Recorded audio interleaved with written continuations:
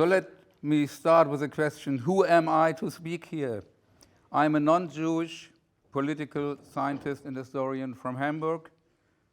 30 years ago, I started to study Nazi ideology, especially anti-Semitic ideology, in order to understand how Auschwitz could happen and in order to understand how my own parents were able to love Hitler when they were young. Then came 9/11. This attack took place nearly exactly 21 years ago. Everyone who is old enough will be able to recall the horrifying images, the desperate faces behind the windows of the World Trade Center, the ordinary employees plunging into their death. The perpetrators forced hundreds of airplane passengers to take part in their own suicide in order to emulate thousands more at their workplaces. That was indeed a monstrous and outrageous crime. Norman Jarras, the British philosopher, called it a crime against humanity. So just as I had previously sought to understand the Nazi ideology, now I wanted to understand the ideology of the Islamists. I wanted to know what ideas propelled the group led by Mohammed Atta into action. I got an answer when the first trial of a member of Atta's group took place in Hamburg in 2002. I had the good fortune to know the Reuters journalist who attended and took notes at this trial. Let me quote what witnesses from the group told the court about Mohammed Atta. Quote, Atta's outlook was based on a National Socialist way of thinking. He considered New York to be the center of world Jewry, which was, in his opinion, enemy number one, end quote. The members of his group were convinced that the Jews had instigated the Second World War. They, quote, believed in a Jewish world conspiracy, end quote. Osama bin Laden, the leader of Al-Qaeda, shared this outlook. Let me quote from his letter to the American people of November 2002. I quote, the Jews have taken control of your economy, through which they have taken control of your media, and now control all aspects of your life, making you their servants and achieving their aims at your expense, end quote. Here bin Laden constructs an opposition between evil Jews and good American people. His hatred of the USA is based on the conviction that the Jews control the country and abuse it for their own Jewish and Israeli ends. So we can see, although 9/11 was directed against the USA, the motivation for the action was anti-Semitic hatred. But most governments, mass media, and activists did not want to talk about the anti-Semitic dimension of 9/11. They showed no interest in the fantasy world of the perpetrators. They did not want to acknowledge the immanent logic behind their behavior, not even in the USA. The American official 9/11 Commission report of 2004 is a case in point. The word anti-Semitism does not appear in the report section on bin Laden's worldview. In the framework of the war on terror, no specific provision was made for a struggle against the ideology that had motivated the terrorism in question. The weeks and months after 9/11 showed that this omission was a big mistake. Only 10 days after 9/11, Jeremy Corbyn and other veterans of Britain's radical left launched the Stop the War coalition, which would develop into an alliance between British Islamists and leftists. Palestinian suicide bombers were hailed as heroic freedom fighters. Extremist Muslim preachers used fiery sermons to encourage young British Muslims to aspire to jihad, not without success, as would became apparent in such events as the attack of 7th of July 2005 in London, the Manchester Arena bombing of 2017, or the killing of Lee Rigby. The refusal to recognize Al-Qaeda's true motives resulted in a reversal of responsibility. The more deadly the terrorism, so many believed, the greater the American or Israeli or British guilt. The perpetrators were declared the victims and the victims the perpetrators. Anti-Semitic conspiracy myths mushroomed. Graffiti associating the Star of David with the number 9/11 appeared in many places, also across Britain. The message was that Mossad had been involved in planning the attack. The slogan, "Hey USA, why did 4,000 Jews escape from boom?" referenced the claim that 4,000 Jews were allegedly worked in the World Trade Center did not turn up for work on 9/11 because they had been forewarned of the attack. This legend, invented and circulated by the Hezbollah television station Al-Manar, reached untold millions around the world with lightning speed. What picture of the Jews does such a story paint? First, it accepts the myth that Mossad will stop at nothing to damage the Arab case. Second, it suggests that 4,000 Jews in New York City would obey Mossad orders with military discipline.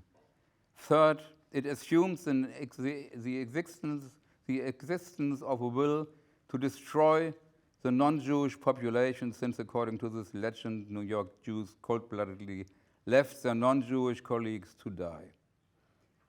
The global spread of this hate virus marked a watershed in itself. Overnight, the fabrication of a Jewish world conspiracy had gained widespread currency as a basic interpretative framework for an event of global significance.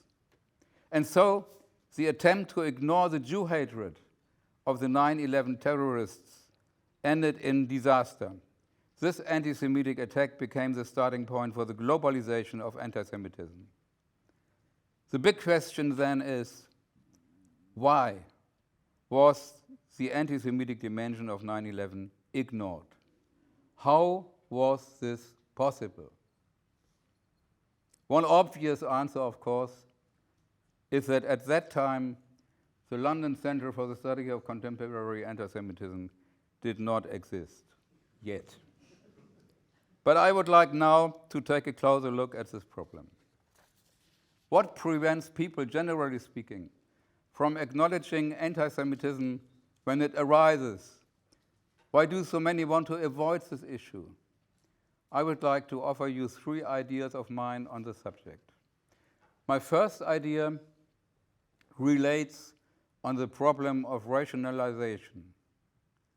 I have already mentioned the American official 9/11 Commission report that ignored Osama bin Laden's anti-Semitism. Instead, this document gives the wrong impression that Islamism originally arose in response to recent American and Western policies. This is the typical example of rationalization at work, unable to make sense of the real motivation behind 9/11. The report's bewildered authors found shelter in an idea that was familiar to them. The West is guilty. If the West had behaved differently, so goes this argument, then the attack would not have happened. But anti-Semitism rejects this logic.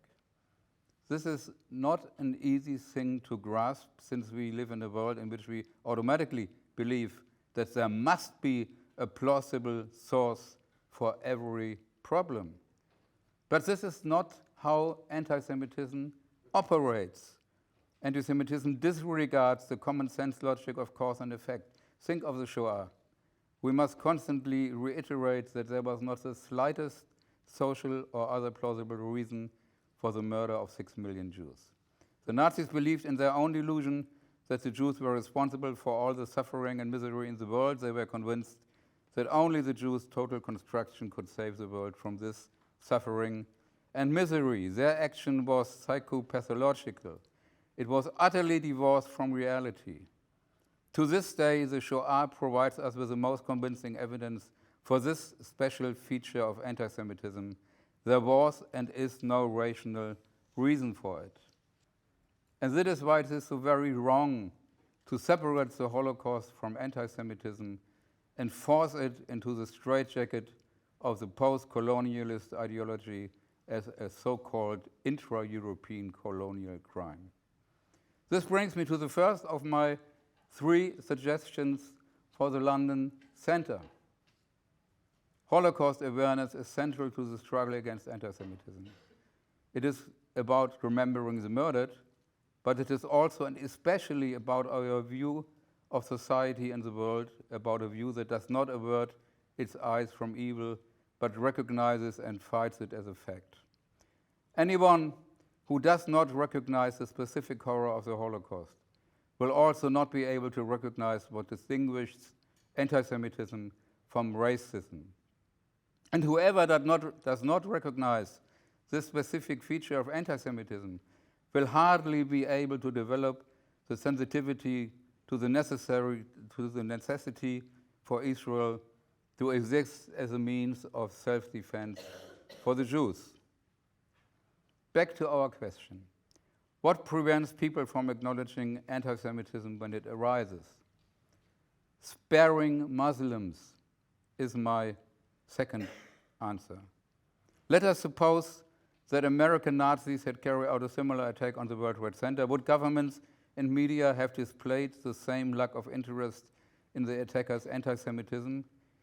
You will, I think, agree with me that this is inconceivable. So why is anti-Semitic behavior, when engaged in by Muslims, judged differently to that of Nazis? It is commonly said that the contemporary Jew hatred in the Middle East has nothing to do with the historic Jew hatred found in Europe. Some regard Muslim anti-Semitism as a slightly distorted form of liberation struggle by the Arabs. Others excuse it as a response to the activities of the Jewish state. All agree that Israeli Jews are responsible for the anti-Semites' behavior. Israel is the cause, so goes their mantra, and Jew hatred the effect. Any fact, however, that might contradict this rationalizing approach is ignored. Israel's alleged guilt must not be called into question. Thus, for example, many in the academic milieu don't want to know anything about the influence of Nazi Germany on the Arab world and its after effects. However, in this area, numerous new studies, many from my friend Jeffrey Herf, have appeared since 9/11 that demonstrate that contemporary Jew hatred in the Middle East is intimately linked to the historic Jew hatred of Europe. That Nazi Germany's anti-Semitic propaganda in the Arab language left enduring legacies in the Middle East, that the striking similarity between contemporary anti-Jewish slogans and graphics and those of the Nazis is no accident. Too many, however, refuse to take the Islamists' Jew hatred seriously and confront the plain meaning of what they say and write. This leads to a further peculiarity. Many of those who downplay anti-Semitism are finding excuses in the Middle East for what they condemn in Europe. I quote, "Are all forms of Holocaust denial the same?" asks anti-Zionist Professor Gilbert Ashkar. For example, quote, "Should such Holocaust denial, when it comes from oppressors, not be distinguished from the denial in the mouths of the oppressed?" End quote. Here, Ashkar gives the Holocaust deniers, as long as they belong to what he considers an oppressed group, a moral carte blanche.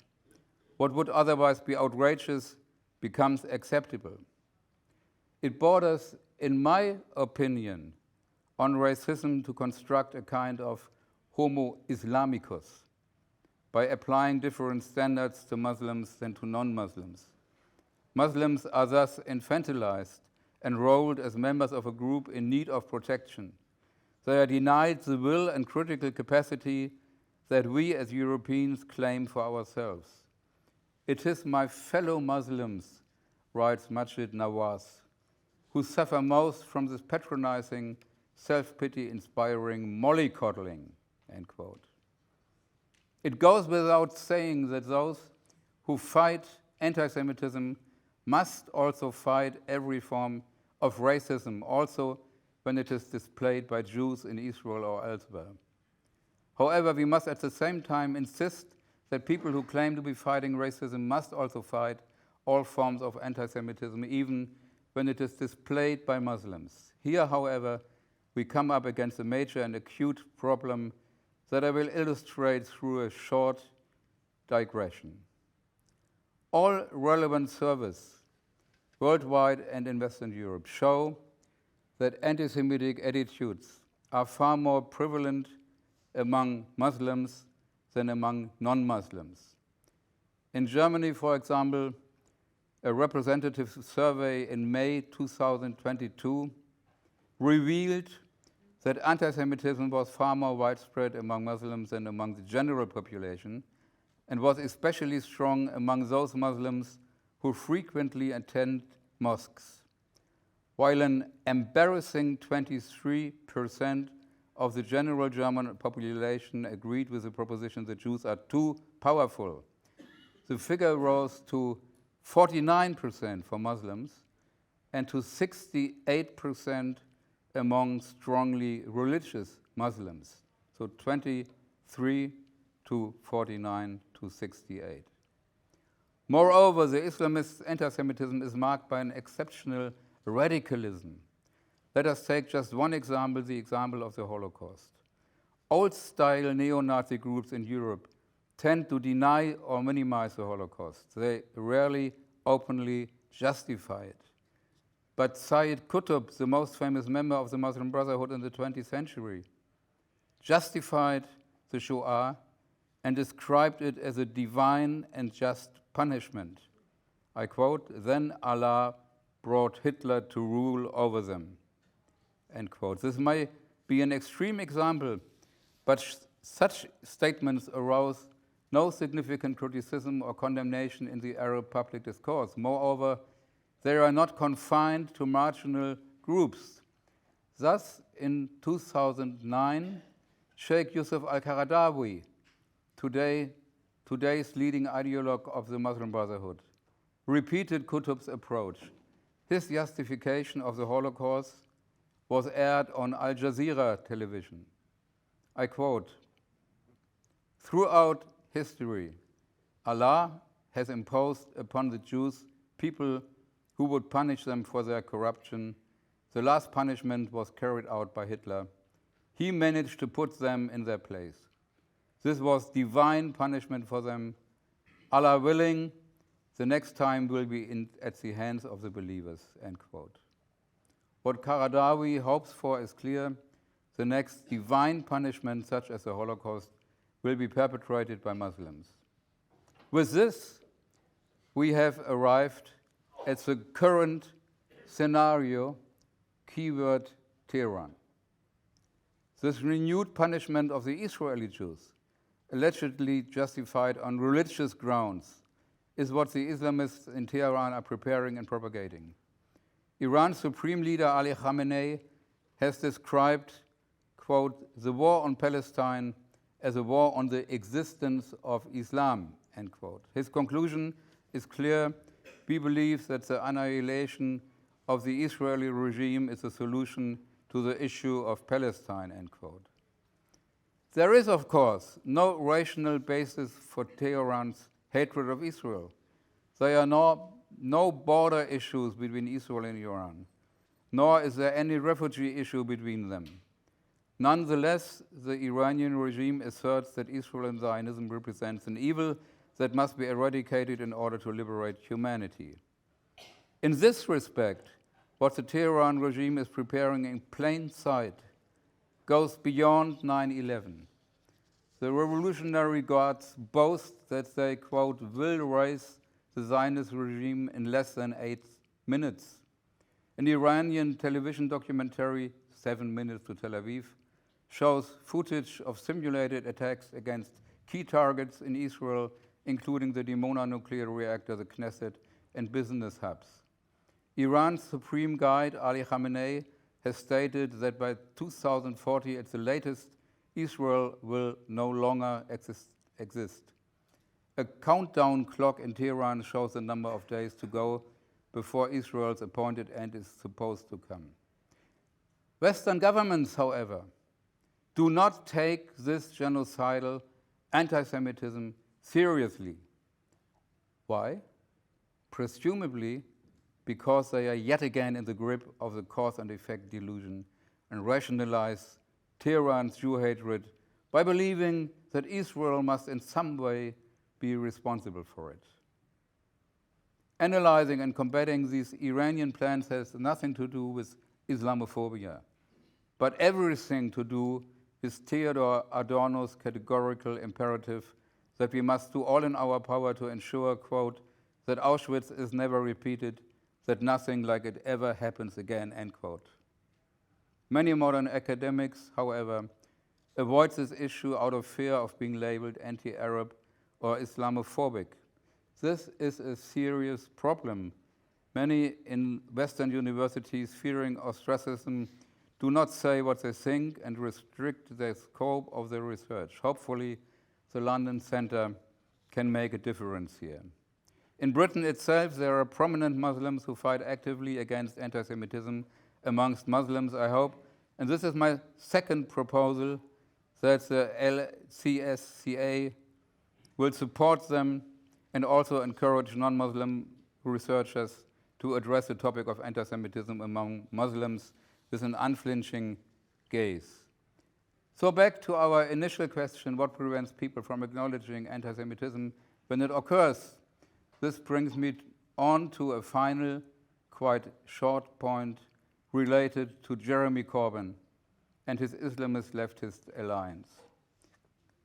The issue here is Israel-directed anti-Semitism. Hostilities against Israel appear today in the form of a pincer movement. On one side of the pincer, we have classic anti-Semites such as Ali Khamenei or Hassan Nasrallah, the leader of Hezbollah.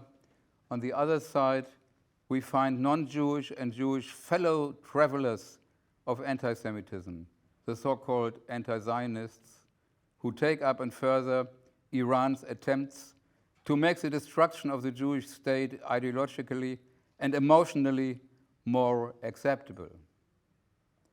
An essential feature of such anti-Zionism is a forgery of the Middle East's factual history.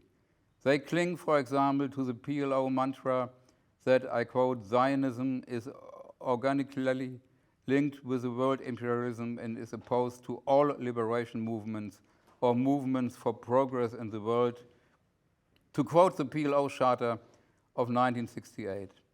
This is a falsification of history. In fact, the opposite is true, as Jeffrey Herf has recently, hey, Jeffrey. Okay.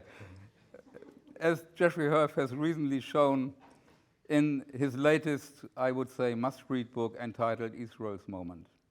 On the one hand, we learn that before 1948, Zionism was not promoted but combated by world imperialism, if we mean by that the British government and the Pentagon and State Department in the USA, because at the start of the Cold War, Zionism was considered a tool of Moscow. On the other hand, in 1946, Zionism was not opposed but supported by the movements for progress in the world referred to by the PLO. This included not only all the Soviet bloc governments, but also all those leftist, liberal, and conservative forces in the USA that had adopted an anti-Nazi position during the war. In the face of the Shoah in 1945, all these forces advocated the establishment of a Jewish state. Moreover, in 1948, when the Arab countries attacked Israel, they came out in defense of this state while also denouncing anti-Semites and Nazi collaborators such as the former Mufti of Jerusalem, Amin al-Husseini. I'm therefore convinced, and this is my third and last proposal, that the London Centre must strive to break the PLO's historiographical monopoly and develop a new and independent view of Middle Eastern history. In 1975, the United Nations General Assembly voted to target Zionism as a form of racism. Although this resolution was overturned in 1991, hatred of Israel has remained virulent, especially in universities. It is high time to dispel the miasma that had distorted the study of Middle Eastern history since then. There is still much to discover, and we will perhaps find out that the new London Centre can reconnect with the tradition of the anti-Nazi movement of the late 1940s. So those are my three suggestions for the Centre's work. Firstly, to reinforce Holocaust awareness in order to highlight the specific nature of anti-Semitism. Secondly, to analyze anti-Semitism in the Muslim world. And thirdly, to reconstruct the real history of the Middle East conflict, free from ideological blinkers. And let me add, for one really horrifying moment, there was a prospect of an anti-Semitic British Prime Minister, but the worst did not happen. This was also due to the British Jewish community's unity and strong will to resist. However, the whole episode also shows how thin is the ice on which we are skating, and how much work lies ahead of us.